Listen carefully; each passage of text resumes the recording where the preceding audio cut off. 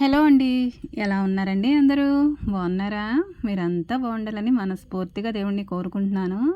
ఉదయాన్నే పక్షుల అరుపులతోటైతే చక్కగా కళకళలాడిపోతుందండి వాతావరణం అంతాను. ఆ వీడియోస్ చూస్తూ ఛానల్‌ని సపోర్ట్ చేస్తున్న ప్రతి ఒక్కరికి పేరు పేరున కృతజ్ఞతలైతే చెప్పుకుంటున్నానండి. ఇంకా నా డైలీ నేను ఎలా ఉంటానో ఏంటో నా పనుల విధానాలన్నీ కూడా ప్రతీదీ వీడియోలో అయితే షేర్ చేస్తూ ఉన్నానండి. ప్లీజ్ అండి, చూసిన వారు నచ్చితే కనుక లైక్ ఇవ్వండి. అలాగే సబ్స్క్రైబ్ చేసుకొని నన్ను సపోర్ట్ చేస్తారని మనస్ఫూర్తిగా కోరుకుంటున్నాను. పడుతున్న కష్టానికైతే వ్యూస్ చాలా చాలా తక్కువగానే వస్తున్నాయండి. అయినా ఏం చేస్తాం, కష్టపడుతూ ఉంటే ఫలితం అదే వస్తుందన్న నమ్మకంతోటైతే అలా ముందుకు వెళ్తున్నాను. కానీ రోజు ఇలాంటి వీడియోస్ పెడితే ఎవరు చూస్తారు అని మా వాళ్ళైతే నాకు చెప్తూ ఉన్నారండి. నేను నా లైఫ్ స్టైల్ ఎలా ఉంటుంది, నా పనులు ఎలా ఉంటాయి, నా వంటలు ఎలా ఉంటాయి అనేదే నేను వీడియోస్‌లో మీకు చూపిస్తున్నాను తప్ప, ఎలా ఉన్నానో అదే విధంగా వీడియోస్‌లో చూపించగలను కానండి, నేను లేనట్టుగా అయితే వీడియోస్‌లో నటించలేను గదా! నేను ఎలా ఉంటానో అదే యథావిధిగా అయితే నేను వీడియోస్‌లో పెడుతూ ఉన్నాను. ఇంకా మనం నటించి, ఇంకా మనం వీడియోస్ కోసమే చేయాలనుకుంటే ప్రతిరోజు అలా బ్రతకలేం గదండీ! మనం ఎలా ఉంటామో అలాగే మన జీవితాన్ని లీడ్ చేసుకుంటూ వెళ్ళిపోతాము. నేను వ్యూస్ కోసమైతే ప్రతిరోజు కూడా ఏదో ఒక కంటెంట్ క్రియేట్ చేసుకొని అయితే పెట్టేయొచ్చండి. కానీ నేను ఎలా ఉంటానో అదే ఆడియన్స్‌కి నచ్చి నా వీడియోస్ అయితే చూడాలి, సబ్స్క్రైబ్ చేసుకోవాలని నేను ఆశపడతాను. అలా వెంటనే సబ్స్క్రైబర్స్ వచ్చేయాలి, వ్యూస్ పెరిగిపోవాలన్న ఆరాటం అయితే లేదండి. అలా నింపాదిగానే వీడియోస్ అయితే చేస్తూ ఉంటాను. వీడియోస్ అయితే స్పీడ్‌గానే చేస్తూ ఉన్నాను కానండి, ఫలితం అయితే స్లోగానే వస్తుంది. ఏం చేస్తామండి, మనకి టైం బాగుండాలి కదా! టైంని నేను నమ్ముతాను. టైం అనేది మనకు బాగుంటే ఆటోమేటిక్‌గా మనం ఎలా ఉండాలో అదే నిర్ణయిస్తుంది. ఇంటి దగ్గర నేను చేసుకునే పనులు, ఇంకా పిల్లల్ని స్కూల్‌కి పంపించుకోవడం, తర్వాత మిగిలిన పనులన్నీ చేసుకోవడం, అంట్లు తోముకోవడం, చీపురు కట్టతో తుడుచుకోవడం తప్పించి ఇంకా వేరే ప్రపంచం అనేది నా దగ్గర లేదండి. ఇక ఇదే నా జీవన విధానం. ఇంటిని శుభ్రం చేసుకోవడం, ఇంట్లో ఉన్న వాళ్ళందరినీ బాగా చూసుకోవడం నాకు తెలిసింది. ఇంకా మన జీవనశైలి అనేది ఏ విధంగా ఉందో ఆ విధంగానే చూపించగలం తప్పించి, మనం వేరే విధంగా అంటూ వీడియోస్‌లోనూ మనం కొన్ని రోజులు చేయొచ్చు. ఆ తర్వాత ఇంకేం చేస్తామండి, పక్క వాళ్ళనైతే మనం చూసైతే కాపీ కొట్టలేం గదా! వాళ్ళ ఇంట్లో ఏం జరుగుతుందో వాళ్ళ ఇష్టం. మన ఇంట్లో ఏం జరుగుతుందో మన ఇష్టం. అంతేగానండి, పక్కింట్లో జరిగే విధంగా మన ఇంట్లో కూడా జరగాలనుకోవడం ఆ తెలివి తక్కువతనం అవుతుంది గదండీ! మనం ఎలా ఉంటామో అది మనకి కావాల్సింది. అదేవిధంగా నేనుండే జీవన విధానాన్ని మీకైతే నేను ఇలా పరిచయం చేస్తూ ఉన్నానండి. ఒక సాధారణ హౌస్ వైఫ్‌గా నేను వీడియోస్ చేయడం అంటే నా దృష్టిలో అయితే ఎక్కువేనండి, తక్కువేమీ కాదు. అవి వ్యూస్ వచ్చినా రాకపోయినా నా దృష్టిలో చాలా చాలా అద్భుతం.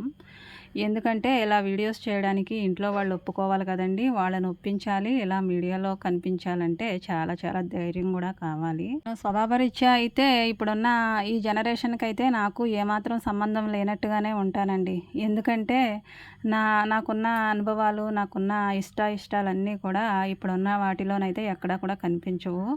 అంతా కూడా ఓల్డ్ అండి. అంతా కూడా పాత పద్ధతిలోనే ఉండాలనిపిస్తుంది నాకైతే. 1919 అలా ఆ కింద రోజులే నాకిష్టం తప్పించి, ఆ తర్వాత ఉన్న రోజులు నాకెంత మాత్రం నచ్చదు. నచ్చకపోయినా ఏం చేస్తామండి, ప్రతి వీడియోలోనూ అంటే కొన్ని వీడియోస్‌లో అయితే చెప్తూ ఉంటాను. ఈ రోజులు నచ్చకపోయినా ఈ రోజుల్లోనే మనం బ్రతకాలి గదండీ! ఇప్పుడు పల్లెటూరు వాళ్ళకైతే చాలా చాలా ధైర్యం ఎక్కువండి. ఒకప్పుడు పల్లెటూరు వాళ్ళంటే ఏంటండి అసలు అర్థం? పల్లెటూరు అంటే ఒక అమాయకమైనటువంటి ప్రజలు కదండీ! ఆళ్ళకి ఏమీ తెలియదనే ఒక ఊహలో ఉంటారు జనాలు. తెలుసండి, అన్నీ తెలుసు అప్పటి వాళ్ళకైనా. కాకపోతే వాళ్ళకి ఆత్మాభిమానం కాస్త ఎక్కువ కదండీ! దానివల్లనే వాళ్ళు ఏదైనా చేయాలన్నా, ఏదైనా మాట్లాడాలన్నా వాళ్ళకి కాస్తంత ఆలోచించే గుణం ఉండేది. ఇప్పుడు అలాంటి గుణాలు ఎవరికుంటున్నాయండి? ఎవరికీ ఉండట్లేదు కదా! అలాంటి కాలంలో ఉండే మనస్తత్వంతోటైతే నేను ఇలా నా జీవితాన్ని బ్రతికేస్తూ ఉన్నాను. వీడియో అయితే చాలా వరకు వచ్చేసిందండి. నేనైతే బాబు కోసం పులిహోర చేశానండి బాక్స్‌లో పెట్టడానికి.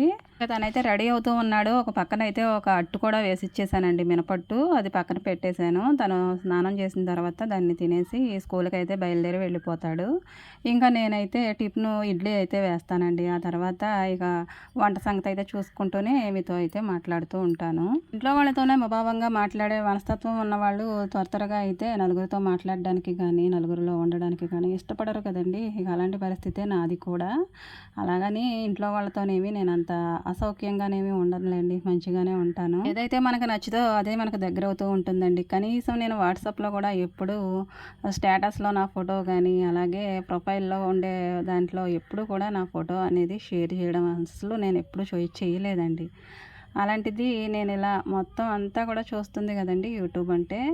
అలా యూట్యూబ్‌లోకి నేను కనపడడానికి ఎంత ధైర్యం చేసి వచ్చానంటే, అది ఆ దేవుడికే తెలియాలి. ఎందుకంటే ఏమి చేయలేని పరిస్థితి. ఇంట్లో పనులు తప్పించి ఏమి చేయగలమండి? ఒక హౌస్ వైఫ్‌గా పిల్లల్ని చూసుకోవడం తప్పించి, ఒక ఇల్లాలికి అంతకు మించిన పనేముంటుందండి? ఇలాంటి పనులు చేసినా గానీ, యూట్యూబ్ వాళ్ళు ఎంతో కొంత అయితే మనీ ఎర్న్ చేసుకోవచ్చనే ఆప్షన్ ఇచ్చారు గదా! ఇంకెందుకు పోనిద్దామనేసి నేను అలా ధైర్యం చేసుకొని ఏదో యూట్యూబ్‌లోకి ఇలా అడుగుపెట్టానండి. నెలలు కావస్తుంది, సంవత్సరాలు కావస్తుంది గానీ, ఎక్కడే ఉన్నదాన్ని అక్కడే ఉన్నట్టుగా నాకనిపిస్తుంది. ఒక్కొక్కసారి అయితే నాకు బాధొచ్చినప్పుడు మీతో ఇలా షేర్ చేసుకుంటూ ఉంటాను. నైట్ అయితే చికెన్ ఫ్రై చేశానండి. ఇక అదైతే పులిహోరలోకి బాగుంటుందని కొంచెం అయితే బాబుకు వేశాను. స్కూల్‌కెళ్ళడానికి కదా నైట్ అయితే బాగుంటుందా అని మీరు అనుకోవచ్చు. కూర అయితే మనం ఆలోచించాలి గానండి. ఫ్రై కదా బాగానే ఉంటుంది. అందుకనే బాబుకు పెట్టేశాను. ఇక తను వెళ్ళిపోయిన తర్వాత ఇడ్లీ అయితే తీరిగ్గా వేసుకుంటున్నానండి. ఏమి తీరుకోలేండి. ఇక పని ఒకదాని తర్వాత ఒకటి చేసుకుంటూనే ఉండాలి కదండీ! అయ్యేంత వరకు. అవ్వడమంటూ ఉండదులెండి. ఒక్కొక్కరి జీవన విధానం ఒక్కో విధంగా ఉంటుందండి. ఒక్కొక్క ఫ్యామిలీలో నలుగురే ఉంటారు. భార్య, భర్త, ఇద్దరు పిల్లలు. ఒక్కొక్క ఫ్యామిలీలో ఇంకాస్త ఎక్కువ మంది ఉండొచ్చు. ఇంకా ఇంకొక ఫ్యామిలీలో అయితే మాలాగా ఉమ్మడిగా ఉండొచ్చండి. మాది ఉమ్మడి కుటుంబమే అయినా చూడడానికి చిన్నదిగా ఉంటుంది గానీ, పనులైతే చాలా ఎక్కువగానే ఉంటాయండి. మనిషికి చాలా పనుంటుంది గదండీ! ఇక అందరిని మరి మనము ఒక చేత్తో మెయింటైన్ చేయాలంటే కాస్త ఓపిక ఉండాలి, సహనము ఉండాలి. అంతకు మించయితే చాలా చాలా ఏంటంటారు బలం గూడా ఉండాలి గదండీ! అదేనండి శక్తి గూడా ఉండాలి కదా! అన్నిటికి మించి ఒక ఇల్లాలికి కావాల్సిన ముఖ్యమైన లక్షణం ఏంటంటే తృప్తి అండి. తృప్తి అనేది ఉంటేనే మనం ఏ స్థితిలో ఉన్నా గానీ మనకి చాలు అనిపించాలి. చాలు అనే మాట మన నోటి వెంట రానంత వరకు కూడా మనం ఎంత ఐశ్వర్యవంతులమైనా గానీ కటిక దరిద్రులుగానే మిగిలిపోతామండి. ఎంత ఐశ్వర్యంలో ఉన్నప్పటికీ ఆ ఇల్లాలికి అంతులేని కోరికలు ఉన్నాయనుకోండి, ఆమె భర్త ఎంత ధనవంతుడైతే ప్రయోజనం ఏముంటుందండి? ఇక కొండ మీద కోతి కావాలంటుంది, చందమామ కావాలంటుంది, ఇంకా ఏవేవో కావాలంటుంది. ఆశకి అంతుండాలి. అలాగే తృప్తి కూడా ఉండాలి. కొంతమంది పని చేయాలన్నా గానీ పని చేయబుద్ధి కాదంటారు. వంట చేయాలన్నా గానీ వంట చేయబుద్ధి కాదంటారు. మరి ఇంకా ఏం చేద్దామనండి? ఒక ఇల్లాలి లక్షణం ఏంటంటే ఇంట్లో పనులన్నీ చక్కబెట్టుకొని, వంట చేసుకొని, పిల్లల్ని చూసుకొని, ఇంట్లో ఉన్న వాళ్ళందరినీ కూడా మంచిగా చూసుకోవడమే కదండీ! ఇదే కదా ఇల్లాలికి కావాల్సిన ముఖ్యమైన లక్షణం. మరి ఇది కాకుండా మనం ఇంకా ఏం చేసి ఉద్ధరిద్దామనండి మన వాళ్ళని పెళ్లి చేసుకొని రావడం. ఇల్లే ప్రపంచంగా బ్రతికే వాళ్ళు, ఇంట్లో ఉండే మనుషులే తన ప్రాణంగా బ్రతికే వాళ్ళకైతే ఏది కూడా అవసరం ఉండదండి. ఈ ప్రపంచంతో సంబంధమే ఉండదు. కుటుంబమే తన ప్రపంచం అయిపోతుంది. ఇక వాళ్ళనే మంచిగా చూసుకోవడం తప్పించి వేరే లోకం గానీ, వేరే ఆశలు గానీ ఏమీ తెలియని ఒక బావిలో కప్పలాగా ఉండిపోతుందండి ఒక ఇల్లాలు. ఇల్లాలి జీవితం బావిలో ఉండే కప్పకి పెద్ద ఏమీ తేడా ఉండదు. ఎక్కడికో వెళ్ళాలి, ఏవో చూడాలన్న ఆరాటం అయితే ఉండదండి. ఆ బావిలో ఉండే కప్పకి పైకి రావాలన్న ఆశ ఉంటుందండి. ఆ నీళ్ళే చాలు, ఇంకా వేరే నీళ్ళు ఎందుకులే అనుకుంటుంది తప్ప పైకొచ్చి పై ప్రపంచం ఎలా ఉందో చూద్దామని ఎప్పుడైనా అసలు అనుకుంటుందంటారా? అనుకోదు. అనుకుంటే అది అక్కడెందుకు ఉంటుందండి? పైకే వచ్చేస్తుంది కదా! అలాగే ఒక ఇల్లాలి కూడా ఇక ఒక్కసారి సంసారం అన్న ఆ తీపి తెలిసిన తర్వాత ఇక అందులో నుంచి బయట ప్రపంచంలోకి అడుగు పెట్టాలంటే పెట్టనే పెట్టదండి. ఎన్ని సమస్యలతో సతమతం అయిపోయినా సరే వివాహ బంధానికి విలువనిచ్చి తన జీవితం అంతా అక్కడే కడతీర్చుకుంటుంది కానండి వేరే ప్రపంచం అంటూ తనకి ఏమీ లేదు. ఒక ధనవంతురాలైన ఇల్లాలైనా సరే, ఒక కటిక పేదరికంలో ఉండే ఇల్లాలైనా సరే తన మనసులో ఎలాంటి ఆలోచనలుంటే ఆ ఇల్లు ఒక స్వర్గంగానే ఉంటుందండి. తృప్తి అనేది ఉండాలి ఆడవాళ్ళకైనా, మగవాళ్ళకైనా. సంపాదించే వాళ్ళకి ఉండాలి, సంపాదించి పెట్టిన దాన్ని ఖర్చు పెట్టడానికి కూడా ఉండాలండి. ఇది సరిపోదంటే ఇంకెంతొస్తే సరిపోతుందండి మనకి? ఎంతొచ్చినా సరిపోదు. ఉన్నదాన్నే మనం ఒన్ను చేసుకుంటూ దాన్ని పిల్లలకి ఏ విధంగా ఖర్చు పెట్టుకోవాలి, ఇంకా ఇంట్లోకి ఏ విధంగా ఖర్చు పెట్టుకోవాలి, ఇంకా మనకి చాలా చాలా ఉంటాయి కదండీ! వాటికి ఏ విధంగా మన చేతులతోటి రూ. 10 అయ్యేదాన్ని రూ. 5 చేసుకొని అలా మిగుల్చుకుంటూ రూ. 4 అనేవి దాచుకుంటూ పిల్లల కోసం, వచ్చే భావి తరాల కోసం మన భవిష్యత్తుని పునాదులుగా వేసి వాళ్ళకొక మార్గాన్ని చూపించాలి గదండీ! ఇక ఇల్లు పీకి పందిరేసేసినట్టు అప్పటికప్పుడే ఆలోచించుకుంటే ఎలా కుదురుతుందండి? మన నుంచి మన పిల్లల తరం వచ్చింది. వాళ్ళ నుంచి వాళ్ళ పిల్లల తరం, వాళ్ళ నుంచి వాళ్ళ పిల్లల తరం. అసలు చెట్టు ఎక్కడి నుంచి వచ్చిందంటే దానికున్న వేరుల నుంచే కదండీ!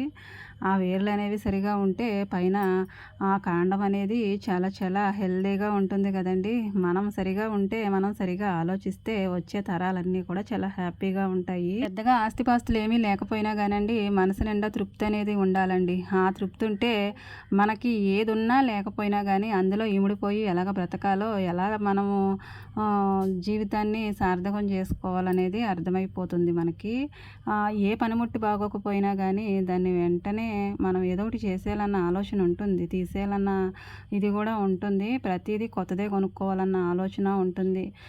సామానం బాగోకపోయినా, ఇంకా వంట పాత్రలు బాగోకపోయినా, ఇంక ఇంట్లో ఉండే ప్రతి వస్తువు కాస్త పాతగిల్లిందంటే కొత్తగా చేసుకోవాలన్న ఆత్రం ప్రతి ఒక్క ఆడవాళ్ళకి ఉంటుంది. ఇంకా మంచి మంచిగా చీరలు కొనుక్కోవాలని, మంచి మంచిగా నగలు కొనుక్కోవాలని, ఇంకా చాలా చాలా కోరికలైతే మన ఆడవాళ్ళకి ఉంటాయి కదండీ. ఇక అవన్నిటినీ కూడా మనకుండే పరిస్థితిని బట్టి అనుకూలంగా మలుచుకోవాలి తప్ప, మనకుండే పరిస్థితి అంత మంచిగా లేదు. కానీ అవన్నీ కావాలంటే మరి కష్టమవుతుంది కదండీ తెచ్చే ఆయనకి. నేను పేదరికంలో ఉన్నట్టే ఉంటుందండి. కానీ పేదదానిని కాదు అన్న ఫీలింగ్ అయితే కలుగుతుంది. ఎందుకంటే మనసు నిండా అంత ఆత్మాభిమానం అయితే నాకుంది.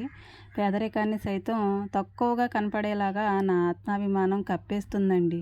ఎందుకంటే మనసు నిండా నాకు ఏదో ఉందన్న సంతృప్తి అయితే నన్ను పేదదానిగా అయితే ఎప్పుడూ కూడా చూసుకునే విధంగా అయితే చేయలేదు. నేనేమనుకుంటానంటే నా పరిస్థితి చూడడానికైతే చాలా పేదవాళ్ళు వీళ్ళు అన్నట్టే కనిపిస్తుంది. కానీ నా మనసులో ఉన్న ఆలోచనలు అయితే ఎవరికీ తెలియవు కదండీ. ఆ ఆలోచనలన్నీ కూడా నేను చాలా చాలా ఏంటండి అంటారు, పేదదాన్ని కాదు, నాకు కూడా ఉంది, ఏదో ఉందన్న తృప్తి అయితే నాకు కలుగుతుంది. కానీ అదైతే ఎవరికీ కనిపించదు కదండీ. అది మనసులోనే ఉంటుంది. చూడ్డానికేమో మేము కనిపించే విధానాన్ని బట్టి మమ్మల్ని తక్కువగా అంచనా వేసేయొచ్చు. కానీ ఆత్మాభిమానం ఉన్నవాళ్ళు ఎప్పటికీ కూడా పేదవాళ్ళు అయితే కాలేరండి. ఉండడానికి లేని వాళ్ళనే పేదవాళ్ళు అనుకోవచ్చు. అలాగే ఉండడానికి కనీసం ఇల్లు లేని వాళ్ళని కూడా పేదవాళ్ళు అంటారు. ఇంకా చూడ్డానికి సమాజంలో కొంతమందికి నచ్చని విధంగా ఉండేవాళ్ళని కూడా పేదవాళ్ళే అంటారండి. కానీ వాళ్ళ మనసు నిండా ఉన్న కొండంత ఆత్మాభిమానం అయితే ఎవ్వరికీ కనిపించదు.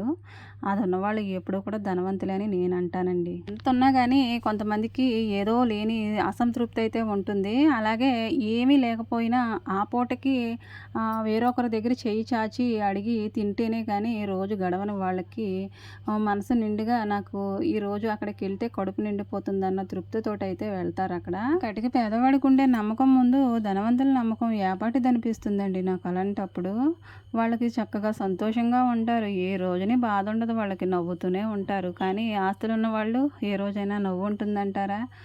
ఎప్పుడు కూడా ఏదో అసంతృప్తి, ఏదో అశాంతి, ఏదో అలచడి అలా బతికేస్తూ ఉంటాము. వాళ్ళకే వెళ్ళిపోతున్నాయి రోజులు, వీళ్ళకి వెళ్ళిపోతున్నాయి. అయినా నేను వాడే వస్తువు ఏదైనా పాడైనప్పుడు నేను వెంటనే దాన్ని మార్చేయాలని అయితే అస్సలు అనుకోనండి. ఎందుకంటే దాన్ని ఇంకా కొంతకాలం వాడొచ్చు అన్న ఆశ అయితే నాకు ఉంటుంది. దానికి బదులుగా మనం ఇంకోటి అలా చాలానే కొనేయొచ్చండి. కానీ అసలు మన పునాది అనేది స్ట్రాంగ్గా ఉండాలి కదా. స్ట్రాంగ్గా ఉన్న తర్వాత దాని మీద ఎన్ని అంతస్తులు సరే కట్టినా అది పడిపోదండి, కూలిపోదన్న భరోసా మనకు ఉన్నప్పుడే స్టేర్ల మీద స్టేర్లు అనేవి వేసేయవచ్చు. ఎగ్జాంపుల్ చెప్తున్నాను. పునాది అనేది ఎంత స్ట్రాంగ్గా ఉంటే దాని మీద పడే స్టేర్లు కూడా అంతే స్ట్రాంగ్గా ఉంటాయి. ఎన్నైనా వేయొచ్చు కదండి. మన పరిస్థితి ఇప్పుడు కొంచెంగా ఉన్నప్పుడు గొప్ప గొప్ప కోరికలు ఇంకా ఏవేవో కావాలన్న ఆలోచనలు ఎందుకు అనిపిస్తుందండి నాకైతే.